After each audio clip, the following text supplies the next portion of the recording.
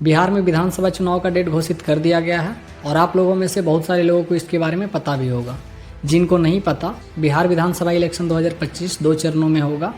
पहला चरण 6 नवंबर 2025 को 121 विधानसभा क्षेत्रों में होगा। दूसरे चरण में बाकी के 122 विधानसभा क्षेत्र में 11 नवंबर 2025 को वोटिंग होगी। टोटल बिहार के अंदर 243 विधानसभा क्षेत्र हैं। चुनाव आयोग के अनुसार बिहार में कुल मतदाता 7.43 करोड़ हैं, जिसमें पुरुष, महिला और ट्रांसजेंडर तीनों शामिल हैं। काउंटिंग स्टार्ट 14 नवंबर से होगा और इलेक्शन का परिणाम 16 नवंबर तक पब्लिकली घोषित कर दिया जाएगा। ये सब तो वो बातें हैं जिसके बारे में आपने कहीं ना कहीं देखा होगा या सोशल मीडिया पे कई ऐसे चैनल्स हैं जिन्होंने आपको बता दिया होगा। लेकिन आज जिस टॉपिक पे हम लोग बात करेंगे वो इससे कहीं महत्वपूर्ण है और उसको जानना हमें बेहद ज़रूरी है। जब आप इस वीडियो को देखोगे तो आपको समझ में आएगा कि आखिर हम अपना जो ये वोट है, मतदान है, ये किसको दे और आप एक सही डिसीजन ले पाएंगे। तो आप लोग वीडियो को पूरा देखिए। तो आज की इस वीडियो में हम लोग समझने की कोशिश करेंगे ये नेताएं हमें कैसे बेवकूफ़ बना रहे हैं और किस प्रकार बिहार को लूटे जा रहे हैं।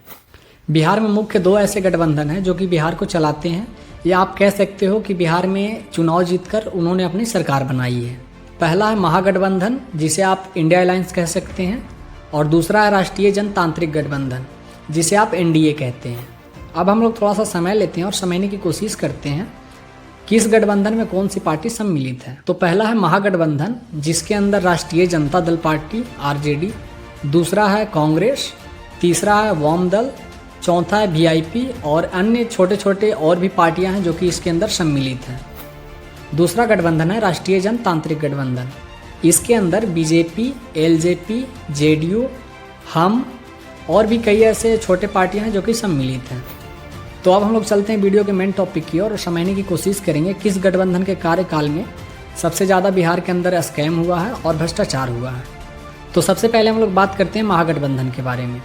तो जब बिहार के अंदर महागठबंधन की सरकार थी तो महागठबंधन कार्यकाल में सबसे पहला घोटाला है चारा घोटाला, जिसका शुरुआत 1990 में हुआ था और इसके बारे में खुलासा 1997 के आसपास हुआ। उसके बाद कई नेताओं को दोषी ठहराया गया और 2013 में जाके इसका फैसला आया और कई नेताओं को इसे लेकर जेल भी भेजा गया।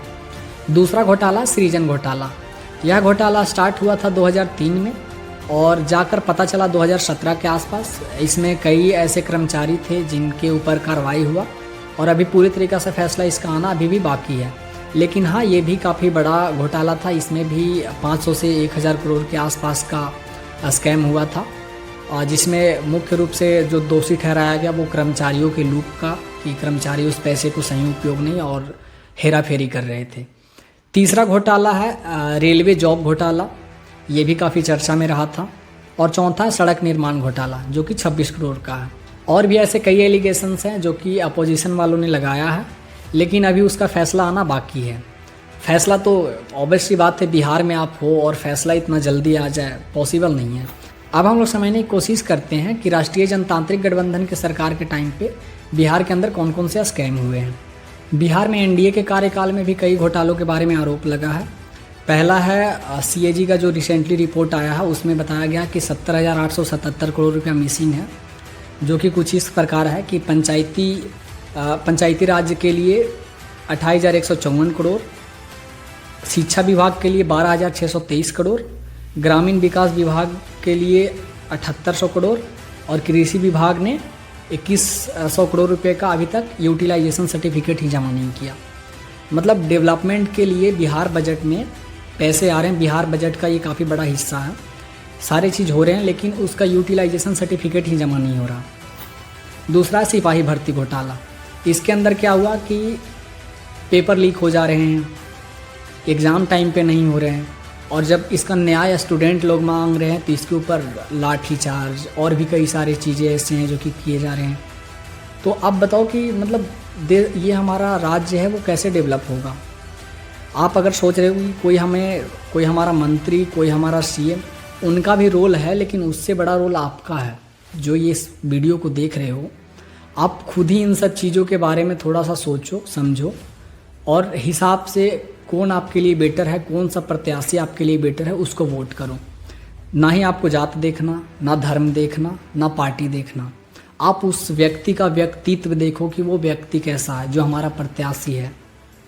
और आपका प्रत्याशी अगर सही रहेगा तो वो किसी भी पार्टी में रहे आपके हक के लिए लड़ जाएगा, वो आपका हक दिलाएगा, आपके लिए वो करेगा काम। तो आप कोशिश करें, अच्छे प्रत्याशी को वोट करें और वोट ज़रूर करें। और मैं एक और पार्टी के बारे में बात करना भूल गया, ये भी एक स्वतंत्र पार्टी है, जनसुराज, जो कि प्रशांत किशोर जी की पार्टी है और ये भी इस बार इलेक्शन लड़ेगी। और 243 जो हमारे विधानसभा क्षेत्र हैं ये सभी पे स्वतंत्र रूप से इलेक्शन लड़ेगी। मैं आपको एक और शॉकिंग चीज़ बताता हूँ, आप सुनकर आपको थोड़ा सा शौक लगेगा।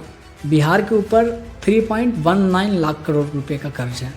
अगर आप इसे प्रति बिहारी देखो या प्रति व्यक्ति देखो तो लगभग 24,000 रुपया पड़ता है। तो कई बार ये जो आप झांसे में आ जाते हो कि मुझे फ्री का चीज़ें मिल रहा है, फ्री में हमें तो बिजली मिलेगी, फ्री में हमें पैसे आ रहे हैं अकाउंट में, यहाँ फ्री का कुछ नहीं होता। वो आपका पैसा है और आपका पैसा ही आपको दिया जा रहा है। इन फ्री की चीज़ों की वजह से बिहार सरकार को 10,000 करोड़ रुपया प्रति साल लोन लेना पड़ रहा है। प्रतिदिन बिहार सरकार 63 करोड़ रुपया एज अ इंटरेस्ट चुकाती है, ब्याज चुकाती है।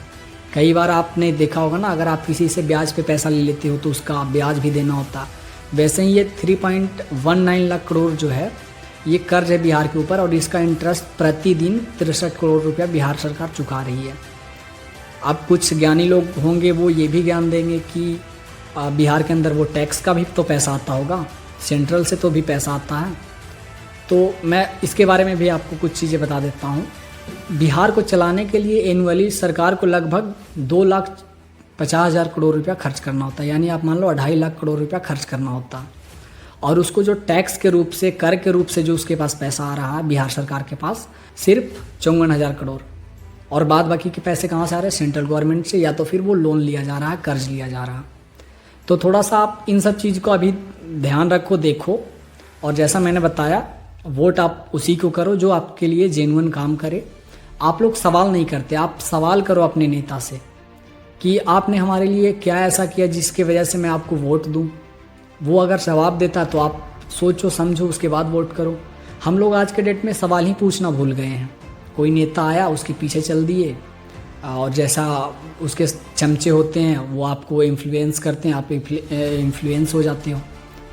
लेकिन थोड़ा सा आप अपना दिमाग यूज़ करो और थोड़ा कोशिश करो कि हमारा बिहार थोड़ा सा बदले। हमारे नेता नहीं बदलने वाले हैं, आप हैं। आप जो इस वीडियो को देख रहे हो, आप हो व्यक्ति जो हमारे बिहार को बदल सकते हो। तो चलिए, आज की इस वीडियो में इतना ही। काफ़ी कुछ हम लोगों ने समझा।